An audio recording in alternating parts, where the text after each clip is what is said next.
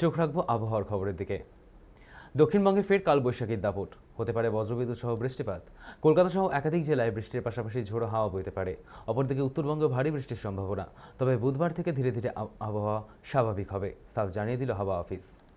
যে আমরা প্রেসিপিটেশন পেয়েছি তাতে সাব হিমালয়ান ওয়েস্ট বেঙ্গলে বেশ কয়েকটি জায়গায় ভেরি হেভি এবং হেভি রেনফল হয়েছে এবং আমরা এই কারণেই আগামী 3 দিন আরও সাব হিমালয়ান ওয়েস্ট বেঙ্গল মানে উত্তরবঙ্গে ভারী বৃষ্টির পূর্বাভাস দিয়ে রেখেছি। 3 এবং 4 এই 3 দিনই থাকছে উত্তরবঙ্গে ভারী বৃষ্টির সম্ভাবনা, মূলত হিমালয় এবং হিমালয় সংলগ্ন যে 5টি জেলা সেখানে। এর সঙ্গে মানে রোজই থাকছে না একই জেলাগুলিতে, আমি বলে দিচ্ছি।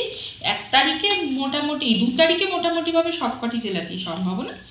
আর 3 তারিখে রয়েছে দার্জিলিং, কালিম্পং ও জলপাইগুড়ি জেলাতে, এবং 4 তারিখে রয়েছে দার্জিলিং ও জলপাইগুড়ি ও আলিপুরদুয়ার জেলাতে সম্ভাবনা রয়েছে। এর সঙ্গে উত্তরবঙ্গ এবং দক্ষিণবঙ্গ দুটোতেই দমকা হাওয়া ও বজ্রপাত সহ হালকা থেকে মাঝারি বৃষ্টির সম্ভাবনা প্রতিটি জেলাতেই থাকছে। দক্ষিণবঙ্গ এবং উত্তরবঙ্গ দুটি বঙ্গেই যেহেতু বেশ ভালো মতো বৃষ্টির সম্ভাবনা থাকছে, এখন তাপমাত্রা সেরকমভাবে পরিবর্তিত হবে না। যেহেতু এই যে 4 তারিখ এবং 5 তারিখে বেশ গাছটি দমকা হাওয়া সহযোগী বৃষ্টির সম্ভাবনা এবং আর ঝড় ঝঞ্ঝা এবং 40 থেকে 50 কিলোমিটার গতিবেগ আজকে কালকেও রয়েছে, এর জন্য আমরা মৎস্যজীবীদের জন্য সতর্কতা বার্তা জারি করেছি এই এবং 5 তারিখ অবধি।